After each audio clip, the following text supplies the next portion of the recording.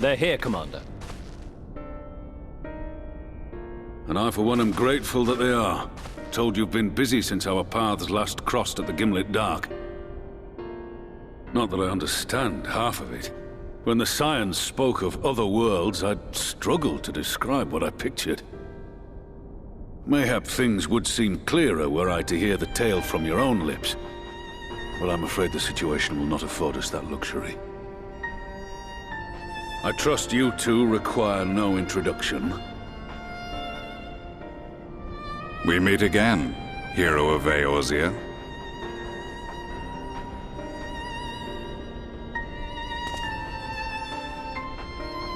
Must we repeat this ridiculous display? I pose no threat to you, though what I come to warn you of very well might. Had he meant to do us harm, I hazard he would have kept to the shadows, and brought more than 2 companions. We need not pretend to be the best of friends, but I hope we can put aside our differences for the present.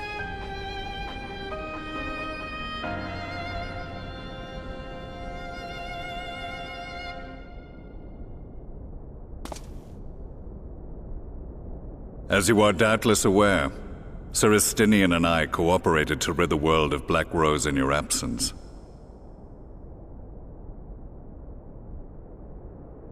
Our journey together took us as far as the Imperial Palace, where we witnessed Emperor Varus meet his death at Xenos' hand. Being the sole witnesses to this crime, and in no position to defend our innocence, we were then forced to flee, each pursuing his own avenue of escape. When we were later reunited, Estinian claimed to have encountered an unfamiliar kind of machina during his flight, but to me his description seemed anything but, and upon further investigation I found that I was right.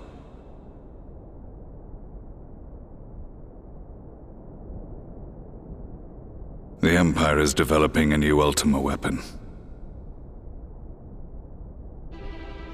What, that Allagan monstrosity, created to vanquish primals, with which you yourself once thought to conquer Eorzea? The same. In my foolishness, I sought to harness its power, and became the Ascian's pawn in so doing. But you know as well as I how that tale ended. The weapon itself, excavated from beneath this very city, was destroyed ere we could fully unravel its secrets, and that should have been the end of it. But unlikely as it sounds, the Empire's efforts to recreate it have somehow borne fruit, primarily through secret research conducted by the 7th Imperial Legion, it would seem. Wait, the 7th was all but annihilated at Cartano, along with its legatus. Indeed, few survived. The 7th, as it is now, has little in common with the Legion led by Vandanis, and its leadership has changed hands several times since. Precisely how this project has continued despite such turmoil, and under whose auspices, remains a mystery.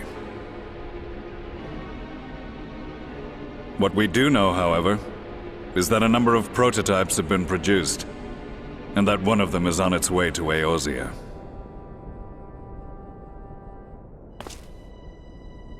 We attempted to stop it, but it was all we could do to slow its progress, so we resolved instead to bring you warning.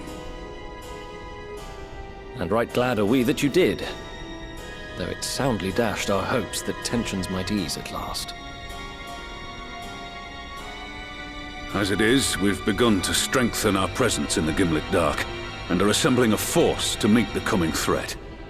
A force with you in its vanguard, I hope. Before you say anything, I know full well you have pressing concerns of your own. Your comrades remain in peril, and I would not ask you to forsake them. But the fact remains that you, and you alone, have faced the Ultima weapon, and emerged victorious. We need you. And so, when the time comes, if your comrades can spare you, I bid you lend us your strength. I've assigned an officer to await your word.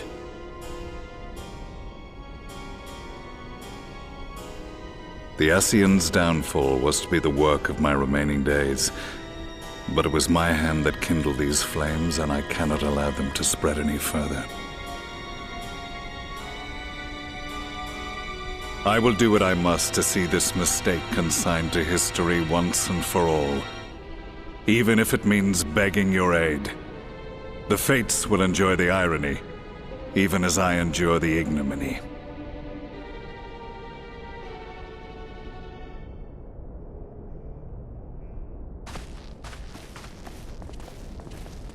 I too shall make for the border and offer my skills, meager though they seem in such company. Mayhap we shall meet there anon.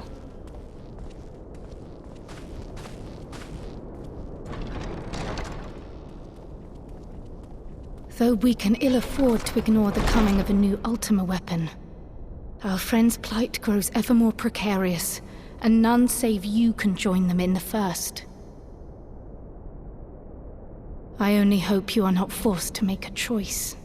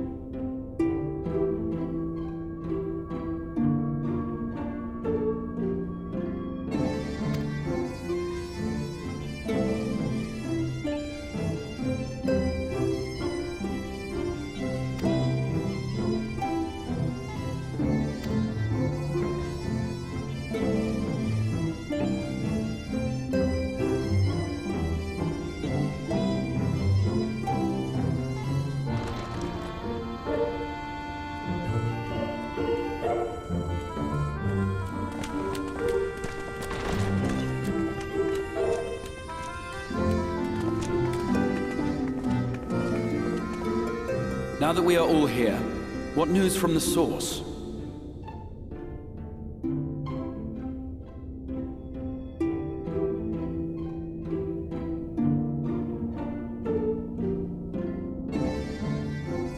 A new Ultima weapon. We must count ourselves lucky that Gaius has pledged his assistance.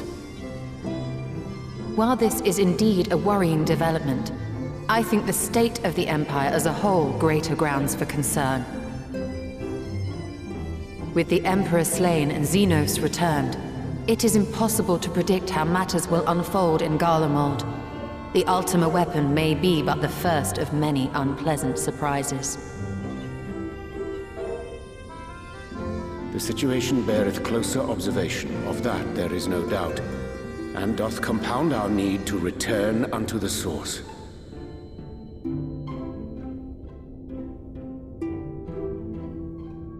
Then let us address that issue. Our long search for a means to see you safely home may well be nearing its conclusion. Thanks in large part to Urianger and Beclug's invaluable insight, we have succeeded in fashioning a vessel for the journey.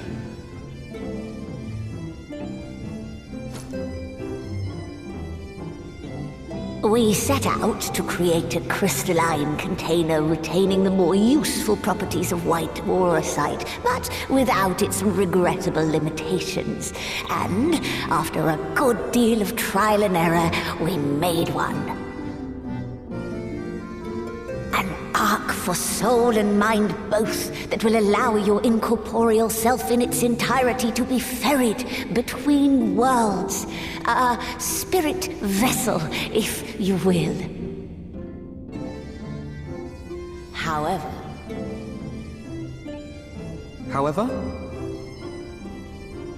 Though the vessel is possessed of the requisite qualities to hold mind and memory, it wanteth yet for a means to receive of them. For that, we must needs imbue it with the Exarch's innate gift.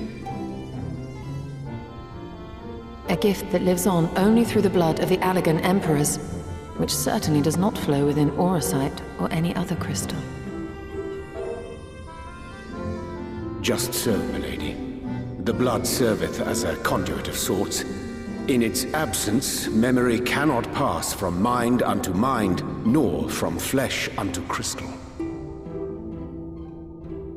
That being the case, we must either alter the process of inheritance so as to require no such thing, or determine a means by which my blood may permeate the vessel. I am hopeful that the records found within this tower will yield the knowledge we require to pursue one or the other of these avenues. As well you should be. The Allegan's body of etherological research is extraordinary. I can scarce believe it the work of ages past. But its underlying principles are not so very different from those of my own field of study. Given time, we will find the answers we seek.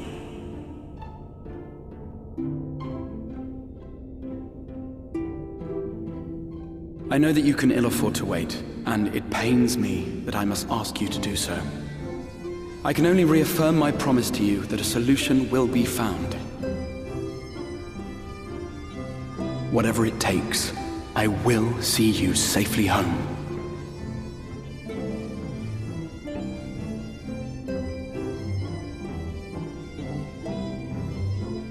My apologies.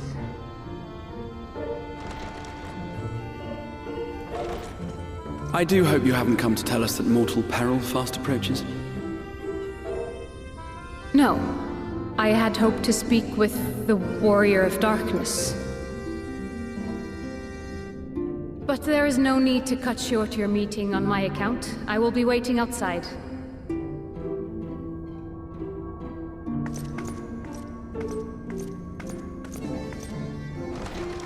Why not speak in here? She knows I don't mind. Unless she didn't want to. Perhaps I might accompany you. Though I am woefully ill-qualified to assist in the Exarch's research, I may yet be of some use to Lena.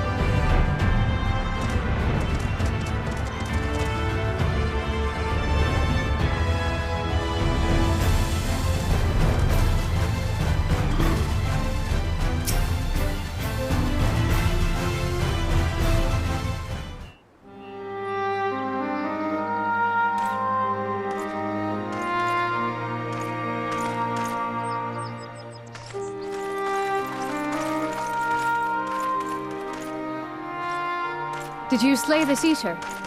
Your orders were to await the main force before engaging. No, Captain. It wasn't us, I swear it. A man came out of nowhere and cut it down before we knew what was happening. By himself? Certainly it is no light warden, but nevertheless. It's true. Felled it with a single swing of his axe, he did. I've never seen anything like it. So I says to him, "Who are you, the warrior of bleeding darkness?" And he says, "No, I'm a warrior of light." And that was it. Buggered off as quick as he came. A warrior of light? Why would someone go around calling himself that, though? It was those bastards who caused the flood. I mean, if you were going to pretend to be anyone, it'd be him, the warrior of darkness. Eh? Oh, I didn't know. It's an honor.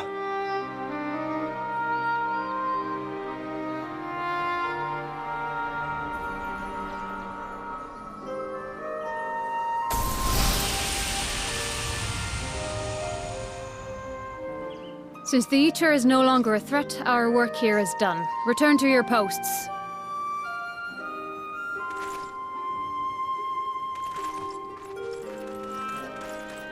I had hoped to fight at your side today. But I'll continue to follow your example, and may we meet again.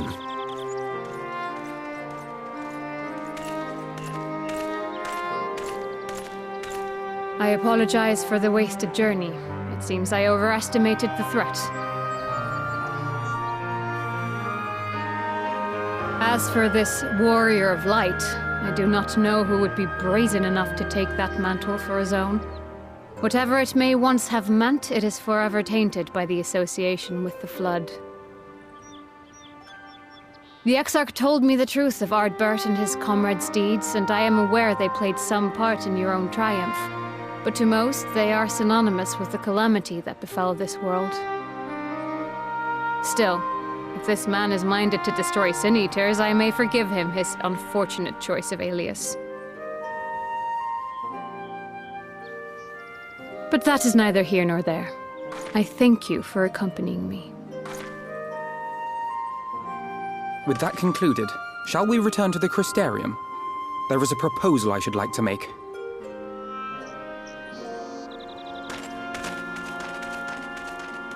Forgive me. There is one more thing. A personal concern of mine. I had hoped you might have a moment to speak privately. Take your time. I shall go on ahead.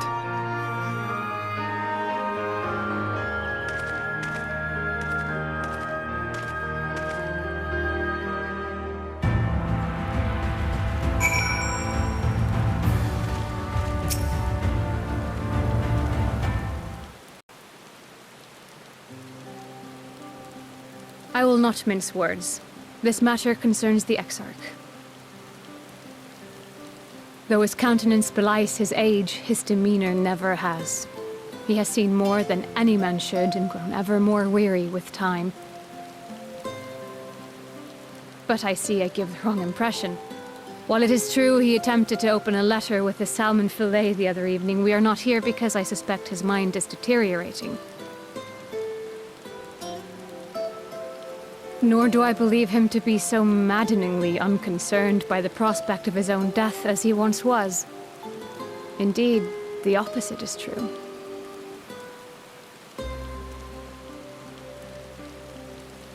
It is for this reason that I seek your advice. Since he returned from the Tempest, the Exarch is not as he was. He seems a different man. A younger man. I know not the details of his research, but when I saw him at work recently, there was a glint in his eye that I had never seen before. He looked happy. It was as if he had peered into the future and for the first time found joy there. Though it gladdens me to see him thus, I wonder if I should not keep my distance. I fear that my presence will only anchor him to the past, remind him of all the pain that came before.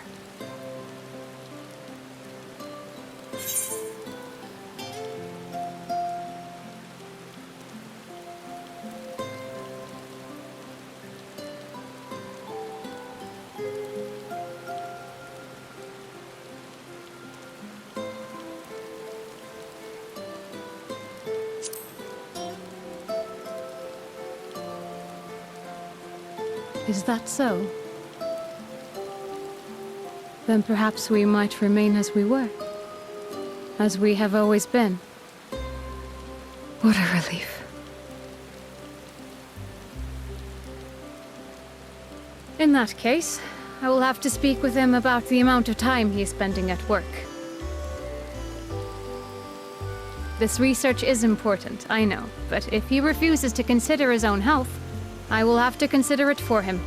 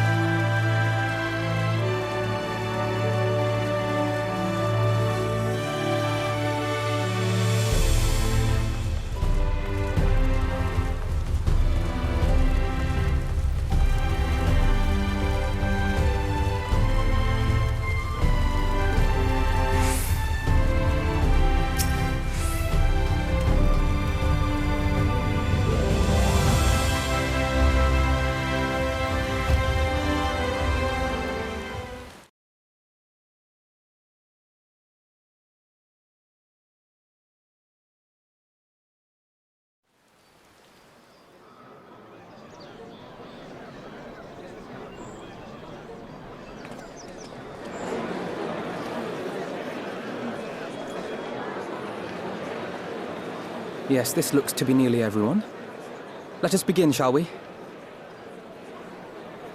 Though I am usually the first to hold forth at such events, I think on this occasion that honor should fall to you. They would be more inclined to take the word of the Warrior of Darkness. Indeed. In light of the subject matter, who better than thee to speak these truths?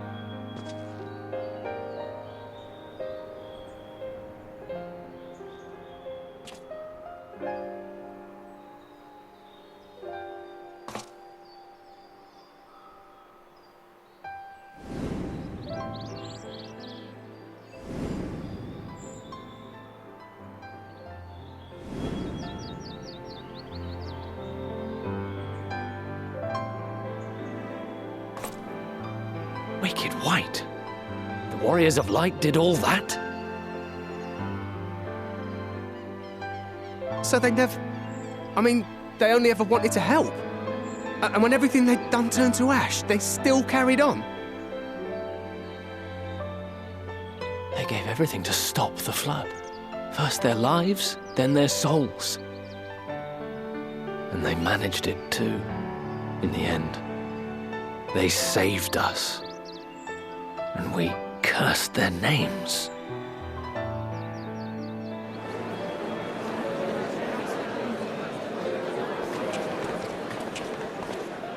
This should go a long way towards clearing the air.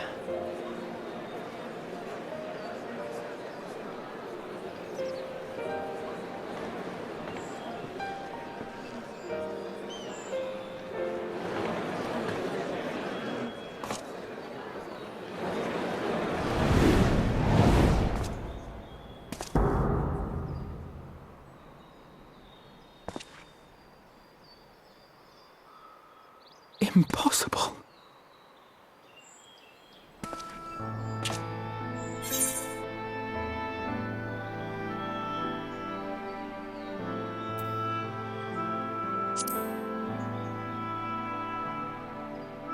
I definitely see something. You don't think it's a ghost, do you? Nay, yonder standeth no bloodless apparition, but a warrior of light and darkness both. Ardbert. What in the world?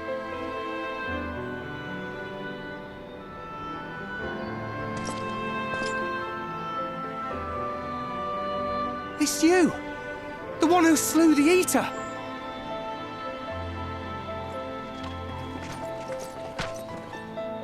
That it should be the Warrior of Darkness who brought the truth to light. You've saved me a fair bit of time, though I have a few words of my own to say, if I may.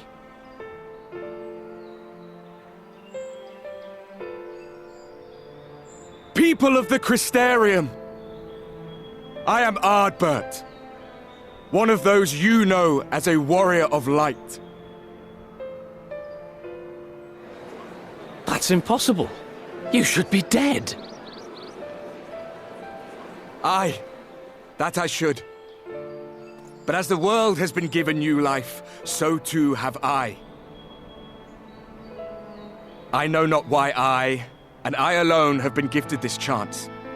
But I do know this. Only by the will of the star itself could such a miracle come to pass.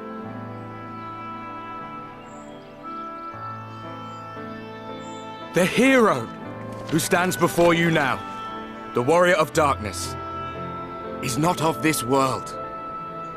And the day will come when he must return to his home.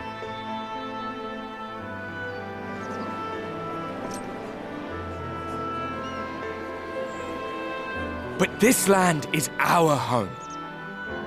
And if it is to remain so, now and forevermore, it is we who must protect it. The time to rely on saviors from afar has passed. It is you who must rise.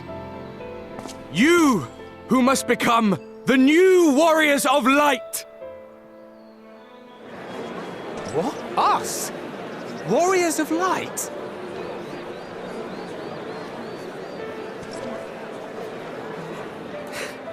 None of us were born heroes, my friend. I was only ever a man with a thirst for adventure.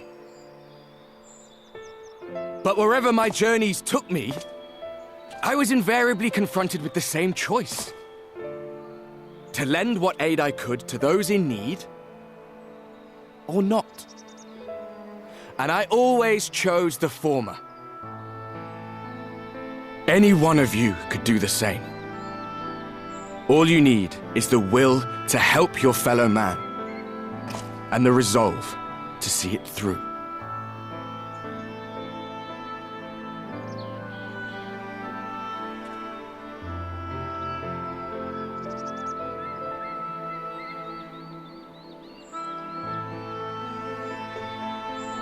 From thine own lips did we learn of Ardbert's fate, and by thy countenance I gather thou art not inclined to recant thy testimony. Yet whosoever this man may be, his words hold truth and resonate with the citizenry besides. For us to voice our doubts here and now would serve but to sow disquiet. 'Twere better we retired unto the ocular and there discuss this matter in private. Go. I will stay here and watch.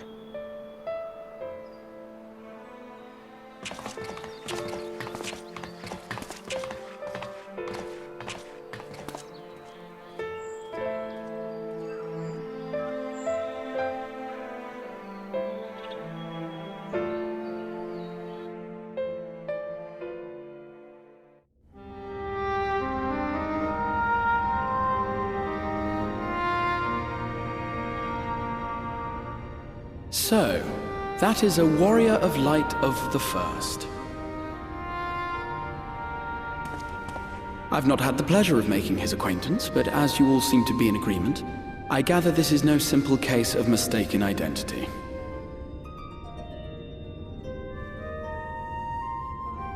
As far as I was able to discern, that was indeed Ardbert. It has been a long time, but not that long. Could he truly have been resurrected as he claims?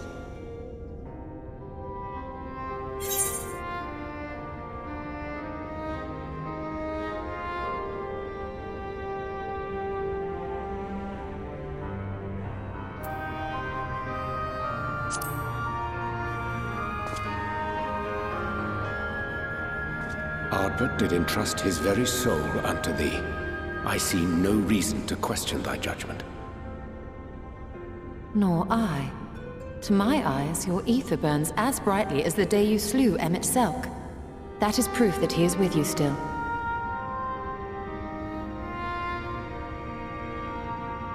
Yet that which standeth now before the people is far more than a passing imitation.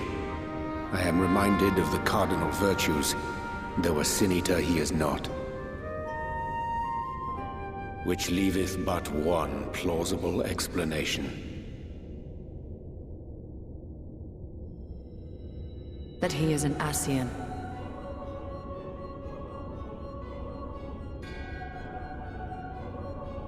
Given their fondness for posthumous possession, I would have to agree. From what I understand, the Warriors of Light were laid to rest in Yulmore by those whom they had aided in life. At the time, some few still remembered them as heroes. Needless to say, 4 of them were subsequently exhumed to serve as the virtues. And if one knew where to look, Ardbert too would not have been difficult to find. Assuming then that this is indeed the work of an Ascian, my mind inevitably turns to the last remaining paragon to survive the Sundering.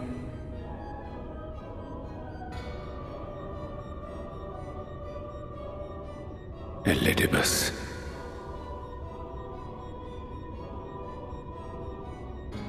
That Xenos hath reclaimed his own flesh is known. Thus evicted from his borrowed form, and cognizant no doubt of Emet-Selk's failure here in the First, 'tis quite possible the emissary chose Ardbert for his next vessel. Inhabiting the flesh of the fallen? My, that is unsavory. And they do this often, you say? Verily, for they possess no corporeal forms of their own. In what one may term their natural state, none save those gifted with the echo can perceive them. Indeed, when Elidibus intruded upon the waking sands, his presence did go unmarked by all save Minfilia and the Warrior of Light. On that occasion, I myself remained ignorant of his coming until after his departure. 'Twas only at a later juncture, when he deigned to appear before me in borrowed flesh, that I was finally able to take the measure of him. In such puppetry do the Ascians engage when they seek to influence the course of history. And they have gained much by it. Emet-Selk single-handedly built the Garlean Empire in this manner, while the Hebrea came close to conquering Eorzea, having taken possession of Thancred's living body. Yet it must needs be noted that the Ascians cannot avail themselves of all mortal vessels. For were they able to do so, none would serve as a better pawn than our own redoubtable champion. Mayhap the blessing of light shieldeth Hydaelyn's chosen from Ascian influence. Or mayhap other forces are at work. We cannot say for certain. Whatever the reason, I hope it holds true. I dare not contemplate what might come to pass otherwise. Is it not peculiar, then, that Ardbert's mortal remains should be susceptible, given that he was once a warrior of light? Or did the final departure of his soul make it possible, perhaps? Regardless, to hear an Ascian use him to call forth new warriors of light boggles the mind.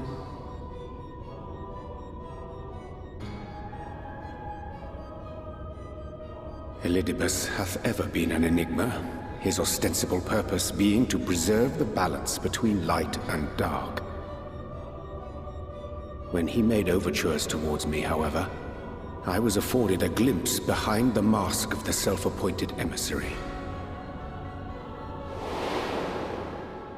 I shall not defend mine actions, undertaken in pursuit of a better understanding of our foe, as either wise or prudent. Nevertheless, what little I did glean may now prove useful.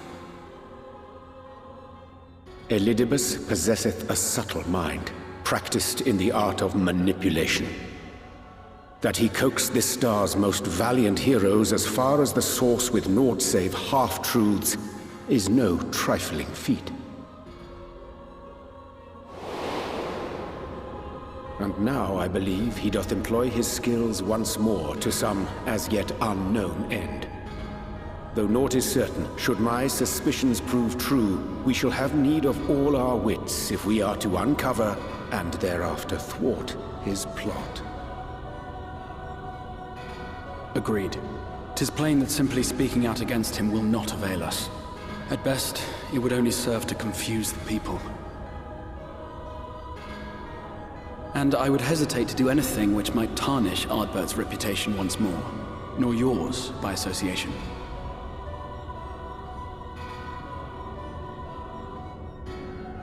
That being the case, it may be wise to keep a covert eye on this Ardbert's movements, as we attempt to discern his purpose and how best to mitigate his influence.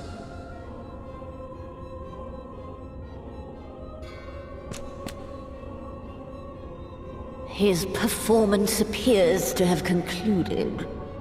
What now? Go back out and follow him?